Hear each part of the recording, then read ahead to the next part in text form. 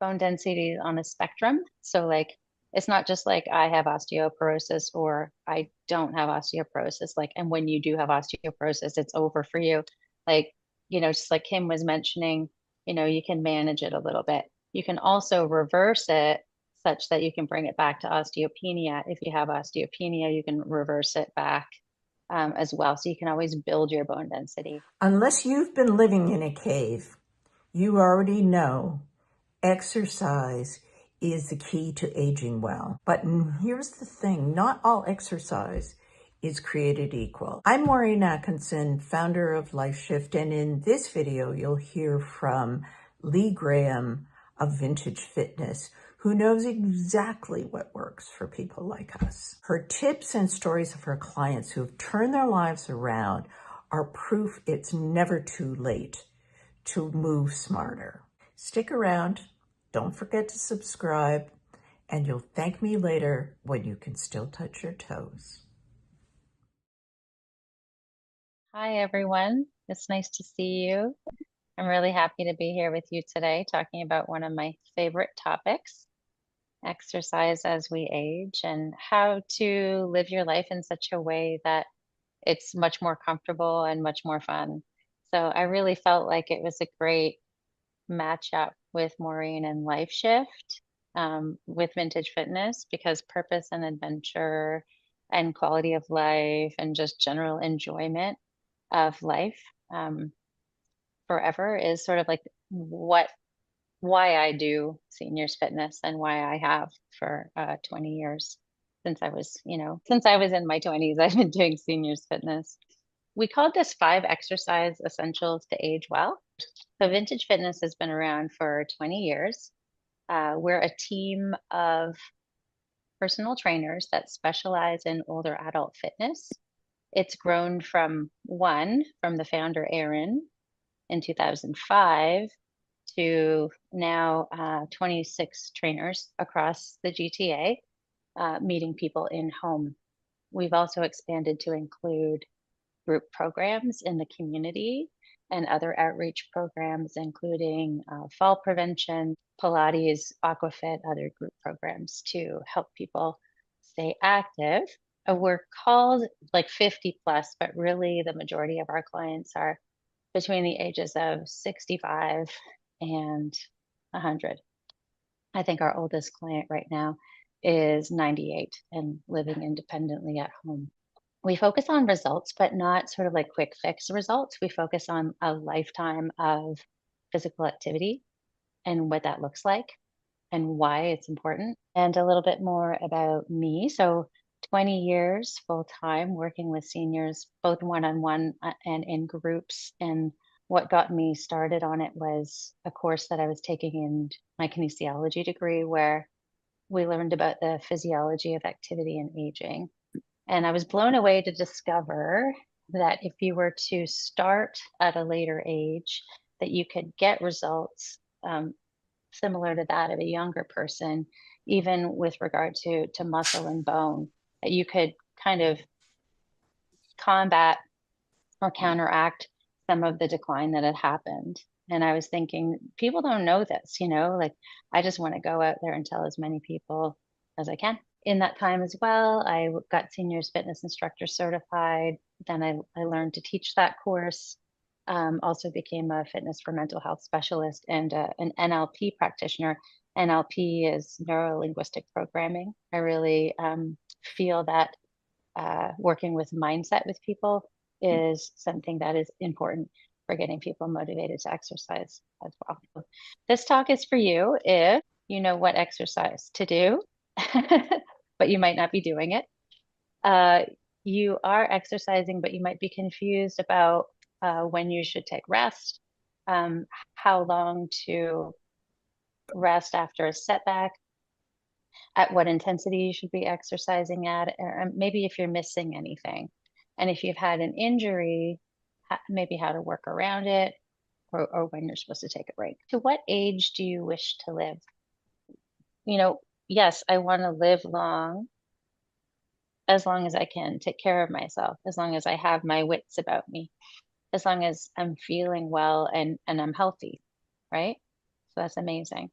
So it gives us clues on what we should be shooting for, which comes later in terms of our goals. Okay, so looking at the number further, what's behind that number? What does that number look like and feel like? And what's behind the desire to live longer? So what's behind the desire to live longer? So that will also give us a clue in terms of like what are the most important parts in our lives? What are the priorities in our lives? And who do we want to spend more time with? And what are the things that we still want to do in this life? So, as you mentioned already, most people desire quality of life, and most people envisage longevity alongside wellness. So they don't just want to live longer if they're not going to be well. It's just important to kind of be a little bit visionary and futuristic on this because, in a way, when you're doing these activities that are challenging to make yourself do, you need to know why and what's behind it, right? So every time you do that step, it's a little drop in the bucket towards that greater goal, that quality of life, that longevity. So some of these slides are fairly, complex in a way, but I will start to run through them and then again, ask me questions anytime. And I'll try to keep things as sort of simple as possible in terms of the most important things to focus on so that you're not overwhelmed by all the categories. But the categories of health and aging well are very much listed here in terms of how I see them. So I always tend to put strength first. That's just definitely my wheelhouse. Endurance, flexibility, durability and recovery, very important. Agility. And then I usually think of coordination and balance as going kind of hand in hand.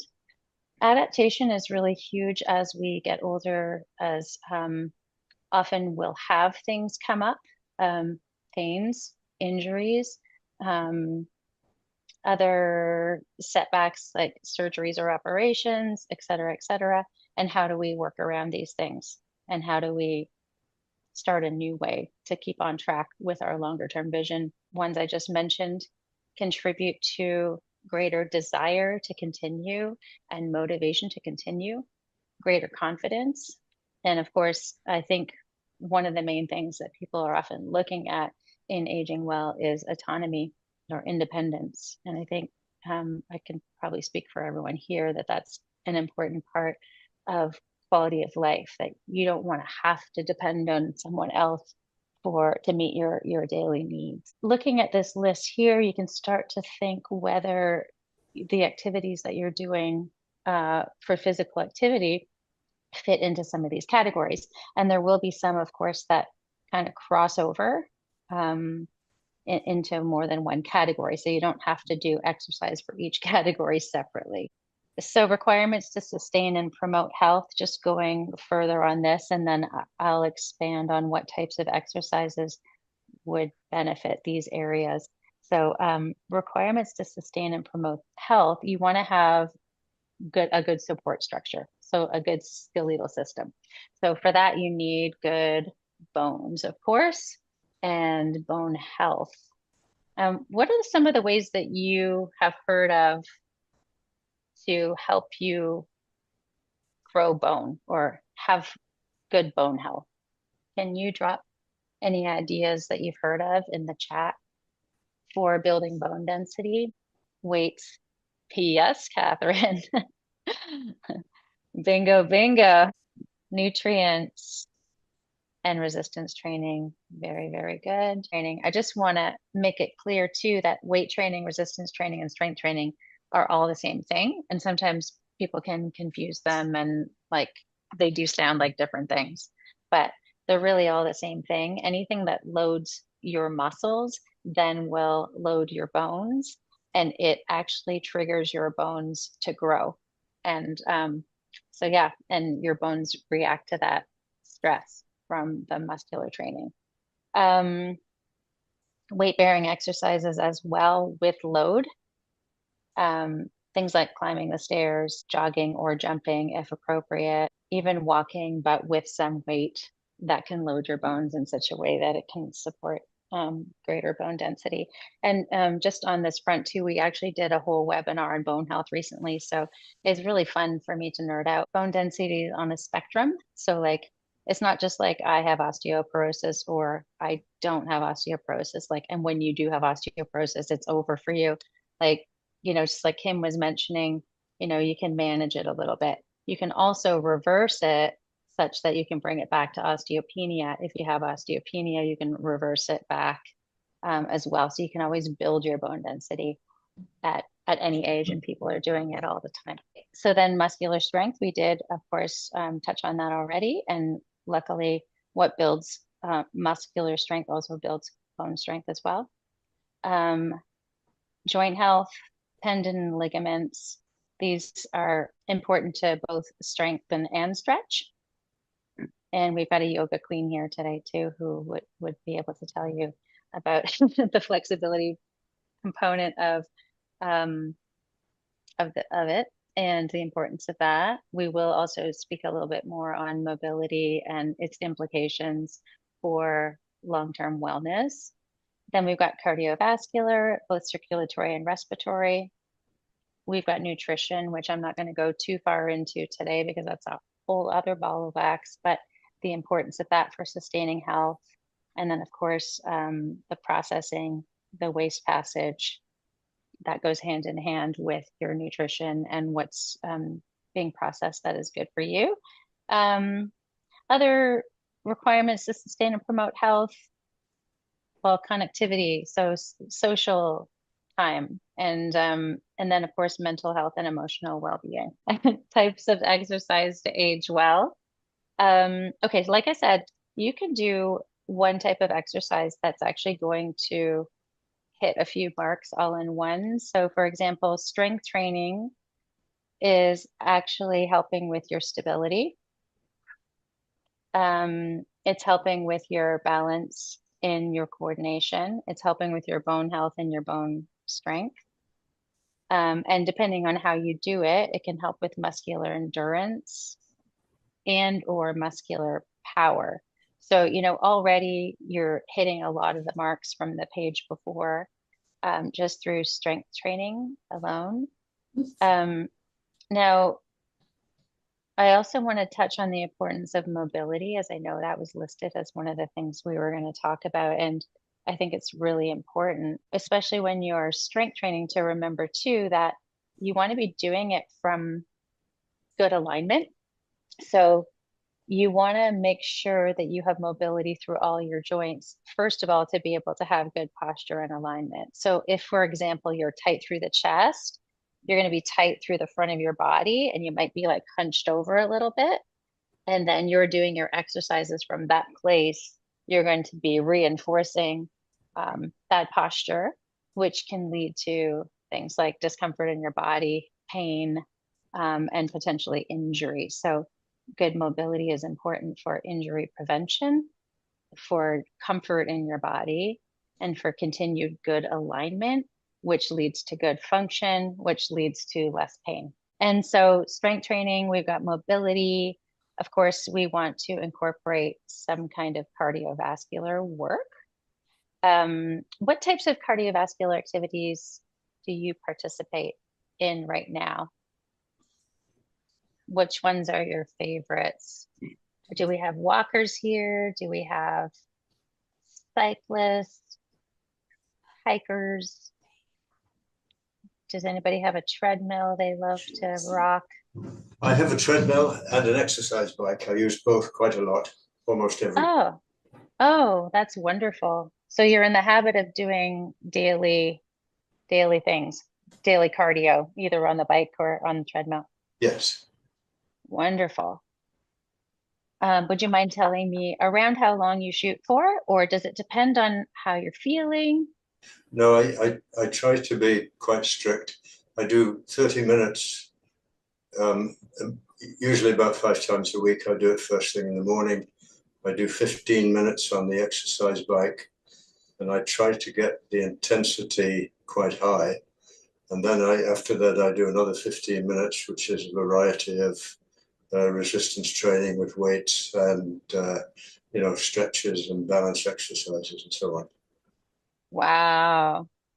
And that's perfect. And that's half an hour long. That's first thing in the morning, and that's kind of a non-negotiable. Now, what's your motivator, Tony? Because that's, It's it's inspiring. aging well. Oh my gosh, I got goosebumps.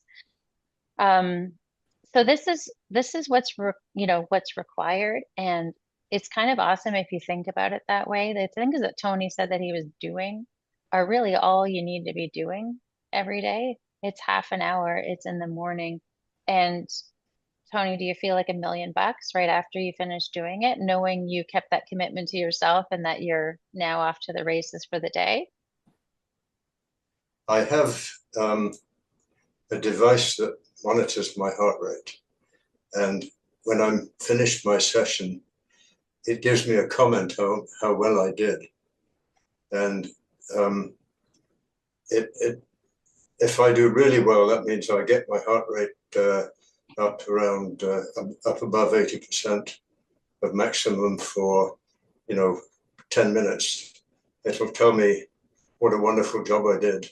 And if I'm not quite as good as that, it'll say, so congratulations, that was excellent. And then, the superlatives get less and less, the less intense my exercise half hour was. Right. It can be like, hey, that was good. And you're like, no, no, no, I want an excellent. Yeah, so Right. I push when I can to get an excellent, but sometimes I'm just not in the mood for it. Oh, totally, totally. And that's such a good point because listen, we're not going to be in the mood for it a lot of days. And it's interesting how when we're not in the mood for it, sometimes we can't do as much or as well. And Yes, a very important point is to just do it anyway, even if it's lame, like even if you think it's like really lame, do it anyway in whatever capacity you can. And you're still putting that drop in the bucket towards consistency, which is really the absolute king and queen of whether or not you age well, right? Just consistency, even when you don't feel like it, even when you have a setback. So good work, Tony. That's amazing. That's super inspiring. So now we've got a couple more messages in the chat here of what people do. So Maureen says spin class. Excellent, excellent way to get your heart rate up, give yourself a good challenge. And like Tony mentioned, really try to push the intensity because, it's great if we get into a routine and do the same exercises every day from now till kingdom come. But it's so much better if when they get easy, we make them harder, we progress them because then you're always getting better. And what I've seen with my seniors over the years is that they're getting better as they age, which makes sense if you're doing it. But I don't think people know to even expect that of themselves. Like, I'm stronger now than I was 10 years ago. So I'll tell you a couple stories later about some of the seniors. And it's just exciting, and rather than like slowing the decline or maintaining what you have, like think, hey, I can still be like the best of what I've got left now or later. Okay, so Kim is next, mostly walking, used to cycle, and hopefully will again when we leave Toronto. Nice. Oh yeah, cycling in the city is wild. And pickleball, nice. Great cardio too. Um, and a lot of fun. Good for the brain too. I feel like it's really hard to focus on anything else when you're playing pickleball. So I think it's just really good, right? For the brain. Good job. And Qigong as well. Great exercise for, we have it down here further on the list, mind body connection, mindfulness. We're in a world that has so much stuff being thrown at us all the time. It's so important to stop multitasking sometimes and just be completely present with one thing. And so I find things like yoga or Tai Chi or Qigong to be very effective at bringing you to that mindful state while you're doing something wonderful for your body. You're usually calming your nervous system at the same time. You're usually slowing your breathing. And so you're also contributing to your mental and emotional health as well. So, again, it's neat how any of these things that you guys are telling me you're doing are effective for helping you age well in a variety of ways. Eldiko says that she does weight classes 2 to 3 times a week, also walk daily, and some aquafit classes. So that's beautiful because, you can choose a couple different things that really, make you feel good. And then we've still got the consistency. What Ildiko is doing is 2 to 3 times a week strength training, which is something that I would very much recommend. She's also doing movement every day. So walking is a great choice just to make sure that you're doing something every day. And, keep challenging yourself to increase the distance based on, what you're able to do and making it a priority. And then Ildiko is also incorporating some aquafit classes just for some variety because it depends on each person, but sometimes people need a little bit of novelty in their routines. Other people are very happy to keep, the same activities for many years. So you have to just determine what kind of person you are and and roll with it that way and then stick with what works. But the other thing I wanted to say that can really help in incorporating exercises to age well is informing and involving your family and friends and celebrating your achievements. Like even if you just started a routine where now you're working out every day, like I would suggest committing now or today or before the end of the session to moving your body 20 minutes a day in the way that it needs to be moved. And even when you're not feeling well, you can stretch or walk or, do some mobility training. When you're feeling really great, you can push it a little bit more with some strength training or a spin class or another type of class that tends to challenge you. Find your hype people that will celebrate the fact that, hey, you're on a roll here with this daily movement. And it really helps people stay on track. Or Tony even has like a virtual person on his workout that tells him, great job. So it helps feed that sort of accountability and even that little dopamine hit at the end where you're like, yay, I did it. So just circling back to in terms of frequency and intensity, strength training doesn't need to be every day. It doesn't even need to be very long. Shoot for at least twice a week, at least half an hour each time. And you want to use a resistance that's a challenge for you. So if you haven't strength trained in a while, you might use your body weight at first. Honestly, I can still really get an amazing workout from some body weight exercises, even though I push a lot of weight in the gym. Because if you know what to do to challenge your muscles, you'll feel it as they're being challenged. And then you'll know when it's time to move up, when you can do them quite easily for 8 to 10 in a row. It's probably time to add some weight or a resistance band, etc. It's going to be a little different in terms of obviously the intensity and the frequency or the length of time for each person as you're all starting from a different place. It also depends on your individual goals. And so when we intake people, we do a full assessment on your whole body, flexibility, mobility, strength in each area, alignment, posture, any structural imbalances or functional imbalances, anything to work around injuries or surgeries, etc. So then we would incorporate corrective exercise along with the regular training sessions and then recovering. Now, it's funny because with strength training, people talk a lot about rest days, and we just find that it's not something that we need to worry too much about because most people take more rest than they need anyways when it comes to strength training. But if your muscles are still really sore, then that's when you could take a rest from working those muscles and do a different kind of exercise that day, like yoga or qigong or walking, etc. Just remembering that programming is not static. It evolves according to your needs, your challenges, your circumstances, your desires, and your progress. So as things get easier, make sure you make it harder so that you can continue to reach higher towards your goals. So you're going to find that you reach your goals and then you want to make new ones 5 exercise essentials to age well. Number one, we touched on it before, was stay consistent.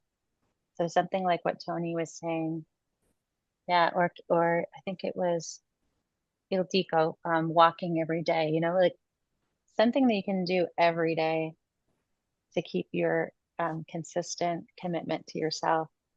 And no matter what happens, you keep that commitment to yourself.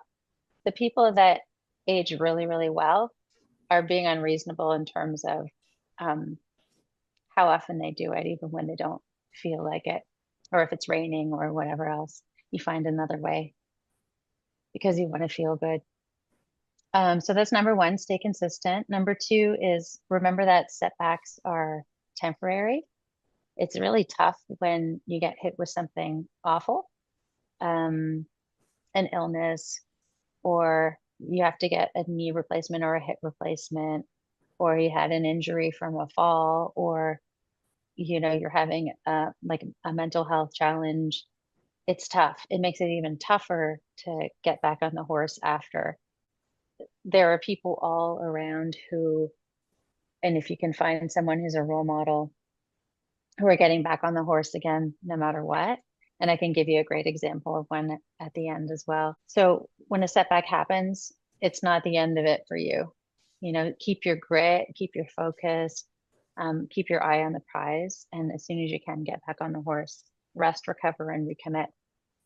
So that's number two, is setbacks are temporary. Number three is move your body intentionally for a minimum of 20 minutes a day. And strength training is a minimum of twice a week. Number four is keep progressing the intensity and duration of your exercise.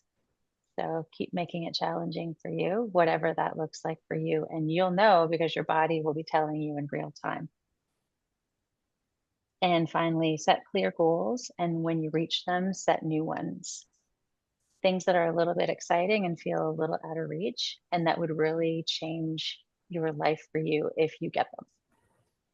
So those are, I think, the 5 exercise essentials to age well. There you have it, the 5 essentials. Not easy, but guaranteed to make your life better.